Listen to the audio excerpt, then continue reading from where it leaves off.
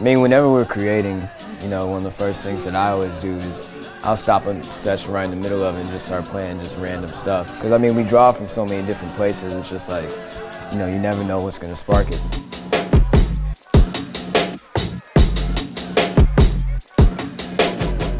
Outkast.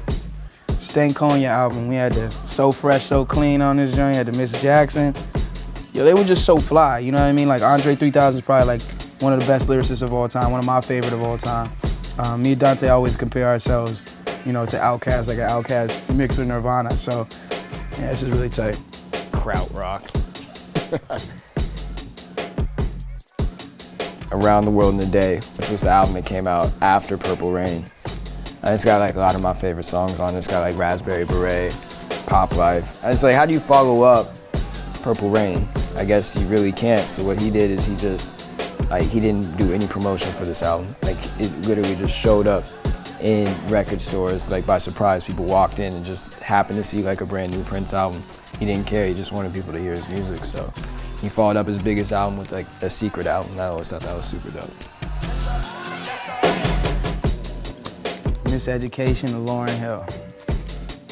It's just a beautiful soul, you know what I mean? There's been a lot of people that tried to be here after, but no one's really, you know, succeeded. Boys, you know you better watch out. Like, it's a classic record, and she's a classic female. There's like a lot of raw emotion in her music, and that's something that I try to replicate when I make my music. Believe what I'm really saying, you know what I mean? And when somebody listens to music, you can really tell if somebody's believing what they're saying or if they're just saying it because they think it sounds cool.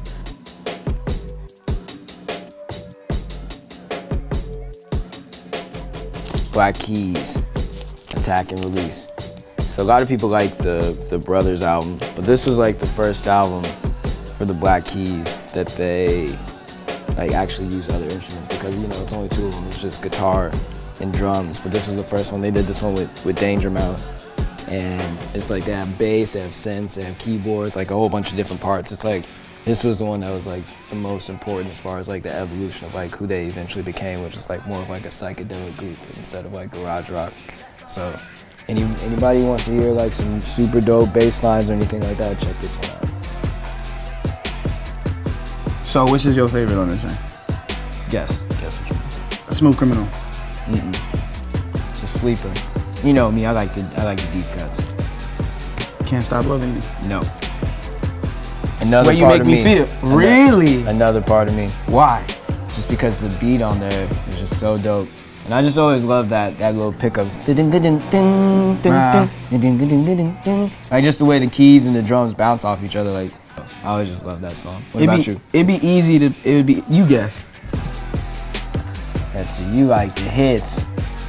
So I'm either gonna go with The Way You Make Me Feel or Man in the Mirror. Wrong and wrong. So, yeah.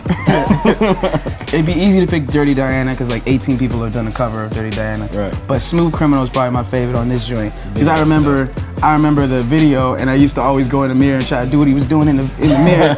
You know, ever since I was a kid. So yeah, that joint always all that stuff. I still can't. I almost broke my ankle.